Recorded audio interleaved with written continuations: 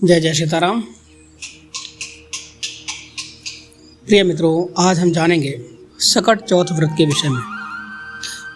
सकट चौथ कब है, सोमवार को या मंगलवार को?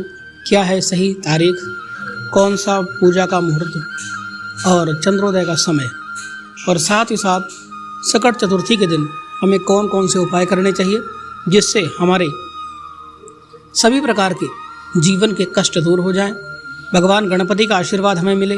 भगवान गणपति के आशीर्वाद से जीवन में सुख शांति, सुख समृद्धि, सुख संपदा का भंडार भर जाए। तो आइए जानते हैं। दोस्तों, वीडियो को शुरू करने से पहले मैं आप सभी से एक अनुरोध करना चाहता हूं कि वीडियो को लाइक ज़रूर करें, साथ साथ हमारे इस चैनल को सब्सक्राइब कर लें जिससे आपको इसी तरह की ज्ञानवर्धक जानकारियाँ मिलती रहें। कमेंट बॉक्स में जय श्री गणेश जरूर लिखिएगा। आइए जानते हैं। सभी लोगों के संकटों को हरने वाला सकट चौथ माघ माह के कृष्ण पक्ष की चतुर्थी तिथि को मनाया जाता है। इस साल सकट चौथ 29 जनवरी दिन सोमवार को है या 30 जनवरी मंगलवार को। सकट चौथ की तिथि को लेकर असमंजस की स्थिति बन रही है। ऐसे में आज हम जानते हैं कि सकट चौथ की सही तारीख क्या है। सकट चौथ का व्रत सोमवार को रखें या मंगलवार को? सकट चौथ की पूजा कब की जाएगी? सकट चौथ तिलकुट चौथ या तिलकुट चतुर्थी के नाम से भी प्रसिद्ध है। सकट चौथ 2024 सोमवार या मंगलवार। सकट चौथ की सही तारीख का निर्धारण पंचांग देखकर ही हो पाता है। वैदिक पंचांग के अनुसार सकट चौथ के लिए आवश्यक माघ मास की कृष्ण पक्ष की चतुर्थी तिथि 29 जनवरी सोमवार को सुबह 6:10 से है और यह 30 जनवरी मंगलवार को सुबह 8:54 पर खत्म हो जाएगी। सकट चौथ 2024 सोमवार के दिन मनाई जाएगी। सकट चौथ की पूजा में रात के समय चंद्रमा को अर्घ देने का महत्व है। उसके बिना व्रत और पूजा पूरी नहीं होती है। इस वजह से सकट चौथ चतुर्थी तिथि के चंद्रोदय में मनाया जाता है। इस आधार पर सकट चौथ सोमवार यानी 29 जनवरी को ही मनाना चाहिए। यह सकट चौथ की सही तारीख है क्योंकि 29 जनवरी को चतुर्थी तिथि में चंद्रोदय होगा, जबकि 30 जनवरी को 8:54 सुबह के बाद पंचमी तिथि लग जाएगी।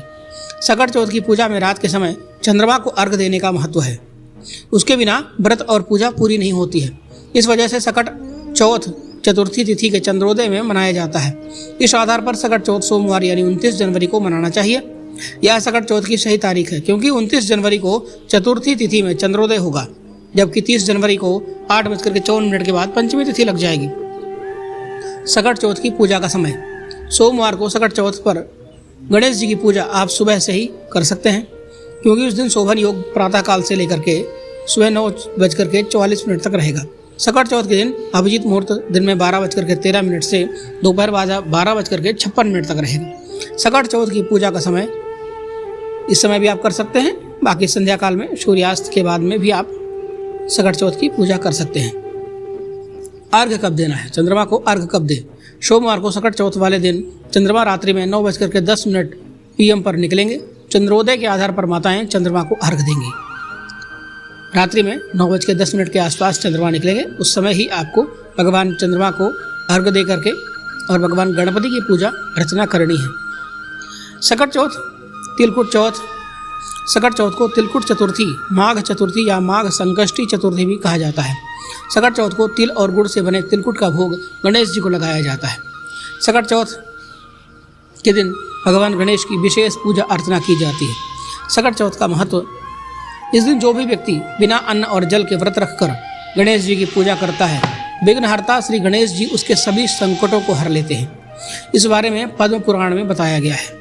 तो दोस्तों, यदि आपके घर में भी इस व्रत को रखा जाता है तो आप भगवान गणेश की आराधना कर सकते हैं, जिससे भगवान गणेश की कृपा से आपके सभी कष्ट, क्लेश, ग्रह क्लेश, पारिवारिक कष्ट, पारिवारिक समस्याएं, धन संबंधित समस्याएं सब दूर हो जाएं। आइए जानते हैं सकट चौथ के दिन हमें कौन कौन से उपाय करने चाहिए। दोस्तों, वीडियो को लाइक करना मत भूलिएगा और हमारे इस चैनल को भी सब्सक्राइब कर लीजिएगा। सकट चौथ के दिन भगवान गणेश को पीले रंग के गेंदे के फूल अर्पित करना चाहिए। ऐसा करने से जीवन में आने वाली सभी प्रकार की परेशानियां विघ्नहर्ता की कृपा से दूर होती हैं। तो दोस्तों, आप सभी को ध्यान देना है, पीले रंग के फूल भगवान गणपति को अर्पण करने हैं। सकट चौथ के दिन भगवान गणेश को फूलों के साथ दूर्वा भी अर्पित करना चाहिए। दूर्वा हमेशा भगवान गणेश के माथे पर अर्पित करें। ऐसा करने से सभी प्रकार के कष्टों से मुक्ति मिलती है। सकट चौथ के दिन भगवान गणेश की मूर्ति के पास सुपारी और इलायची रख करके साथ में उसकी भी पूजा करनी चाहिए। ऐसा करने से सभी प्रकार की बाधाओं से हमें मुक्ति मिलती है। यदि आप संतान की, वैसे तो यह संतान के लिए व्रत किया जाता है, संतान की लंबी आयु के लिए सकट चौथ के शाम के समय चांद्र को यानी चंद्रमा देव को जल, दूध और गंगा जल मिलाकर के अर्घ देना चाहिए। ऐसा करने से संतान पर आने वाली सभी प्रकार की बुरी मुसीबतें दूर हो जाती हैं। सकट चौथ के दिन भगवान गणेश की पूजा करने के बाद 108 बार गणेश जी का मंत्र ओम गम गणपतये नमः, इस मंत्र का 108 बार जाप करना चाहिए। इससे जीवन में आने वाली सभी प्रकार की परेशानियां दूर होंगी। घर में धन धान्य का भंडार भरेगा, सुख शांति सुख संपन्नता का भंडार भरेगा। जीवन में आ रही सभी प्रकार की परेशानियां दूर हो जाएंगी। और प्रिय मित्रों, मैं आप सभी को एक विशेष उपाय बताना चाहता हूं। यदि आपके बच्चे कोई विशेष तैयारी कर रहे हैं, किसी विशेष परीक्षा में सफलता प्राप्त करना चाहते हैं, तो आपको यह उपाय सकट चतुर्थी के दिन जरूर करना चाहिए।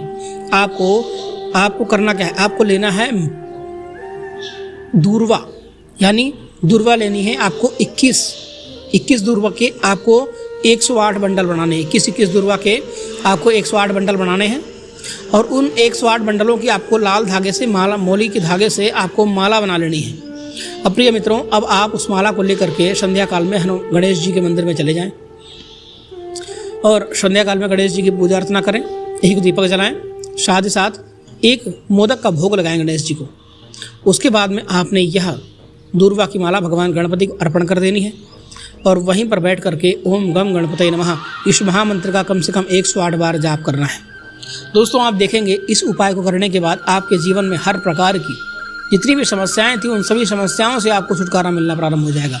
यदि आप कोई प्रतियोगी परीक्षाओं की तैयारी कर रहे हैं तो उसमें आपको सफलता 100% मिलेगी, क्योंकि भगवान गणपति का आशीर्वाद आपके साथ रहेगा। यदि आप कोई इंटरव्यू देने जा रहे हैं, आप इस उपाय को करके जाइए, आपका इंटरव्यू 100% सफलता प्राप्त करेगा। जीवन में धन सुख संपदा का भंडार भरेगा। यह उपाय बहुत ही चमत्कारी है दोस्तों, करके ज़रूर देखिए। यदि आपका कोई भी कार्य अटका हुआ है, यदि आपका कोई भी विशेष कार्य अटका हुआ है, बहुत समय से अटका हुआ है, तो सकट चतुर्थी भगवान गणेश जी का बहुत ही सुंदर दिन होता है। इस दिन आप यह उपाय करके देखिए, आपको चमत्कारिक रूप से रिजल्ट प्राप्त होगा। यदि आप किसी विशेष कार्य के लिए करना चाहते हैं और वह विशेष कार्य बहुत समय से पूरा नहीं हो रहा है, तो आप इस उपाय को ज़रूर करके देखिए, जिससे आपका वह कार्य भी समय पर पूर्ण हो जाए। तो दोस्तों, आपको यह वीडियो कैसा लगा कमेंट करके ज़रूर बताइएगा और कमेंट बॉक्स में जय श्री गणेश ज़रूर लिखिएगा।